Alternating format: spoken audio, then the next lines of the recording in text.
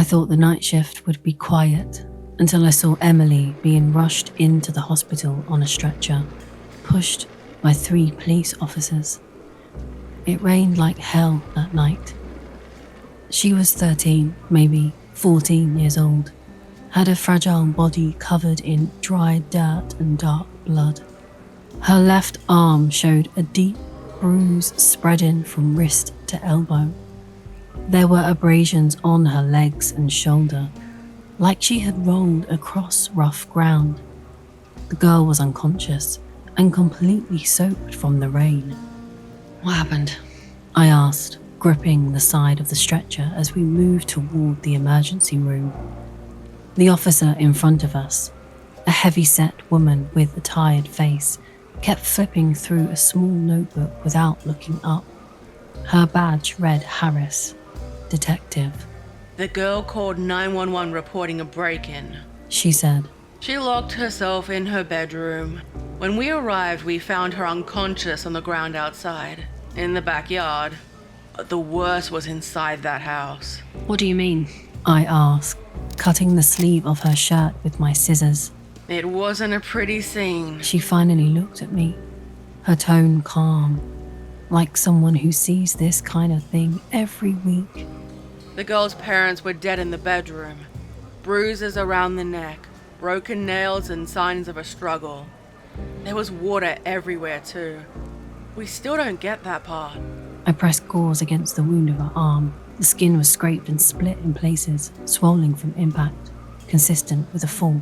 Looks like she fell from something. I said. Yeah. Harris replied. Her room is on the 2nd floor right above where we found her. She probably tried to get away from someone.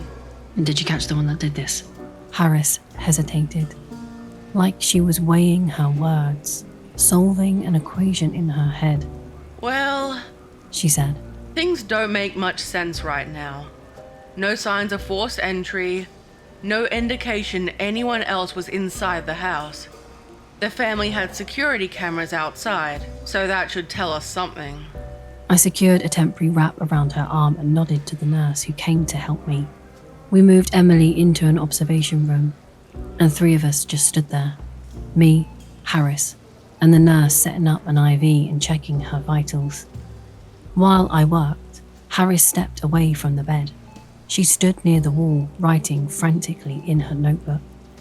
Emily then moved for the first time, still unconscious, and a low sound slipped from her mouth. Big brother is here. She murmured, as if in a fever. Don't let him in. I must have had almost 2 cups of coffee before the nurse called my name, her voice excited. She's awake. I expected to find shock from her after she woke up. Instead, Emily sat upright in bed, perfectly still. Her eyes were fixed on the window, where rain was still falling like bricks against the glass. Her hands were clenched tight in her lap. Detective Harris was again inside the room, notebook in hand, standing uncomfortably close to her. What are you doing? I asked her. She's not ready to take questions. Tell me what happened. She ignored me. You called 911 and said you were scared of a big brother or something? Her pen hovered, waiting. Emily said nothing and kept on staring out the window. Where was he standing? Harris continued. Did he touch you? Did you see him hurt your parents? I stepped between them. That's enough. She's a patient and a minor. Harris closed the notebook with a quiet snap, then left. I couldn't understand why she was treating a victim that directly. Emily kept staring at the window, her fists still closed. I checked her arm again. The swelling was already going down, and the nurse crouched beside the bed and followed Emily's gaze. Would you like something to eat? The nurse asked softly. My shoulder hurts. She finally spoke, not answering the question. I checked it and it was a mild bruise. Nothing serious, I said, adjusting the pillow beneath her shoulder. She relaxed a little.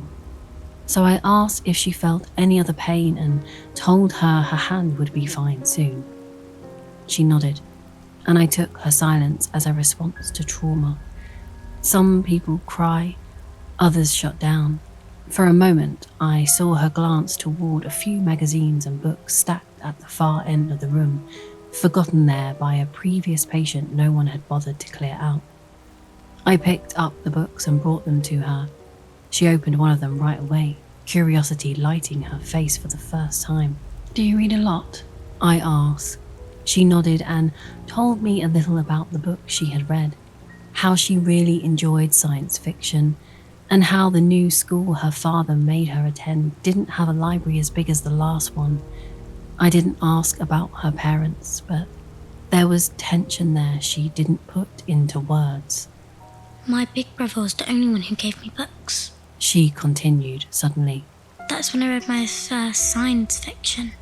Who is this big brother you mention? I asked. Emily stayed quiet for a few seconds before answering. He's my big brother. She said. He's not here anymore, but he still talks to me a lot. Sometimes he's nice. Sometimes. Sometimes he's not nice. Sometimes he does bad things, especially when he sees I'm angry. Like what? She didn't look up. Like later today to Dad and Mum. I talked with Emily a little longer, although she didn't come back to the murders. Then I stepped into the hallway, found Detective Harris standing by the nurse's station, hunched over her notebook. Her eyes were wide, focused, almost manic. She waved me over. The cameras didn't show anyone entering the house. She said. None of it makes sense. I need to get her statement. She mentioned a big brother a few times. I said. Maybe you can start with that. Yeah, same one from the 911 call. But it doesn't add up. Only 3 people lived in that house, and we're finding some concerning details about the girl. Like what? We found Emily had been in long-term psychiatric care since she was 9, and she was expelled from her last school for a violent incident. I'm trying to reach her therapist and the school to understand what happened. My stomach tightened. I didn't like where this was going. She's just a kid, I said. She wouldn't have the physical strength to harm 2 adults. I'm not saying she did it, Harris shot back. but kids can be dangerous. You have no idea what I've seen on this job. Especially kids with the kind of issues I think Emily has. She paused, rubbing her face. I don't understand exactly how it happened either, but something about this big brother thing doesn't add up. Her phone rang, thankfully. 1 second. She said, walking away. I agreed something felt wrong, but I pushed it aside. I had other patients waiting. It took me an hour or so before I returned to Emily's room. She was alone now. The rain hadn't let up. She was still reading quietly, and I wondered if I had ever seen a child handle grief so calmly. I stepped closer, asked about the book, and checked the injury on her arm again. A few minutes later, Detective Harris stormed in, eyes sharp. Emily lowered her head when she saw her. Did you try to strangle a girl at your school, Emily? She asked, standing too close to the bed. Is that why you were expelled? Emily's fists tightened, and she stood silent. And this big brother who hurt your parents? Harris continued. Dr. Janik told me you often talk to him when you're alone. Isn't that right? She leaned in, resting her arms on the edge of the bed. Tell me what really happened that night, Emily. Then we can help you. He did it. She said quietly, her voice breaking. My big brother. Enough of this nonsense. Harris snapped. Enough. I raised my voice, stepping between them. She's in shock and you can't interrogate her here. I'm no lawyer, but I'm pretty sure this isn't okay. Harris pulled her hands back and took a step away. Andre, right? She continued, her voice softer now. Your big brother's name. The one who died 5 years ago in the lake. I remember the news. Emily froze at the sound of that name. Who's Andre? I asked. Her older brother. Harris said, flipping open her notebook again. Drowned at Lake Sammamish with a group of friends one summer. A tragedy. Emily, you've been hearing him ever since, haven't you? Tears finally began to fall from Emily's eyes. This isn't a police station. I said. my voice tight with anger. Get out. Now. No, let her stay. Emily interrupted me, lifting her face. I'll tell her everything that happened. I told her she didn't have to say anything yet, that it would be better to wait for a representative. Her grandmother was on her way from a nearby town and should be here within the hour. She shook her head. I can do this, She said. I'll tell her it now. I have to. I swallowed hard as I caught the look on Harris's victorious face. I told them I had other patients to attend to and left the room with a bitter taste in my mouth, leaving the two of them alone. A few minutes later, I was in the break room, halfway through my third cup of coffee of the night, listening to the rain pound outside.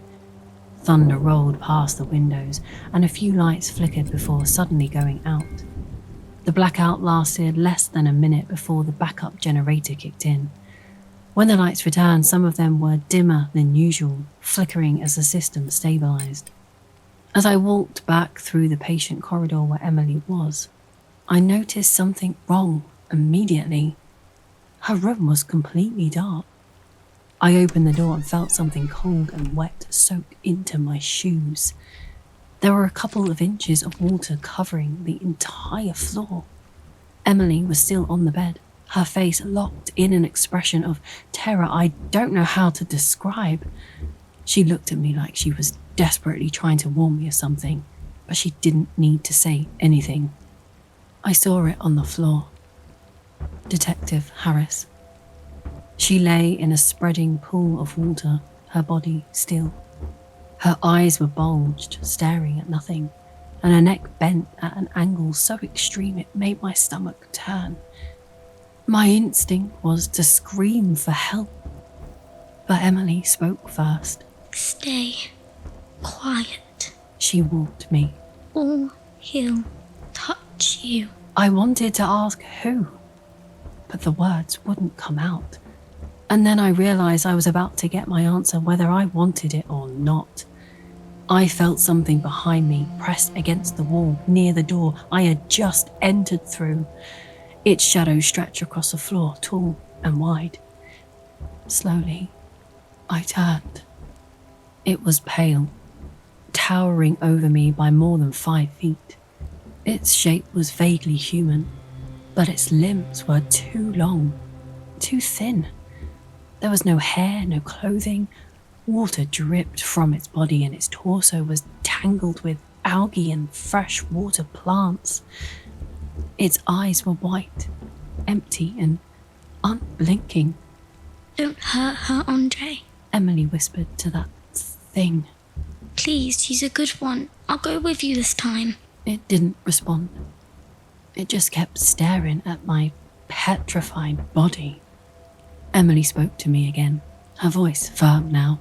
Walk slowly to the door. He won't hurt you if you just do that. I can't just leave you with it, I said, using the last bit of courage I had left. A low, wet growl filled the room. The thing didn't like that, and every cell in my body told me it wanted to do to my neck exactly what it had done to Harris. He won't hurt me, She said. he just wants to protect me. Stay with me. I knew then I couldn't do anything. Staying would only get me killed, so I did what she said. Step by step, I moved toward the door, turned the handle and stepped back into the hospital hallway. The thing allowed me to do it. Its white eyes followed me every inch of the way. But immediately after I got out, I ran. I ran like I'd never had before, straight to the head nurse's station, shouting for her to call hospital security and the police. Then I went back toward Emily's room, my legs weak with guilt for leaving her behind. I had left the door open when I fled, so I peeked inside carefully, trying to get a better look of the thing. Emily was no longer on the bed. I stepped inside. Emily wasn't in the room. Neither was that thing. On the bed resting on the blanket where she had been sitting, was the book I had given her.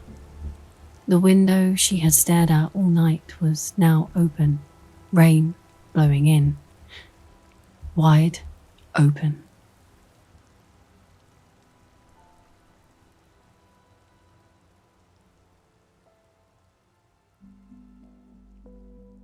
Well, wherever Emily and her waterlogged bodyguard have disappeared to, I sincerely hope it does not have carpet. Firstly, a huge thank you to Lady Spookaria for voicing Detective Harris. I did briefly consider attempting an Aussie accent to match yours, but seeing as it would be glaringly obvious if it was very bad, given that you actually have an Aussie accent, I decided not to risk it. Maybe I'll practice and we'll see. But genuinely, you brought exactly the sharp, no-nonsense energy that the detective needed, and it worked brilliantly, so thank you. And to my daughter, for voicing Emily, who I have officially named Littlest Scream. This was her very first time doing anything like this, and I thought she was absolutely fantastic, and she enjoyed it too. You know, I always had a feeling her theatrics would come in handy one day, and they have. And of course, thank you to the author Accomplished Low 7889. As always, I have left all of the links in the description below. So if you did enjoy this story, please do consider going and showing your support. When I first read this story on No Sleep, I got really strong kind of 1950s detective vibes, like the jazz music, the black and white imagery, that sort of thing. I don't know if that came through in the final edit, but it was definitely the vibe I was going for. It was surprisingly difficult to find the right kind of jazz music that didn't accidentally make the whole thing sound like an episode of the Pink Panther. You'd have to let me know if that came through or if I've totally missed the mark. Yeah, let me know. So yeah, thank you for listening, and I will see you in the next one.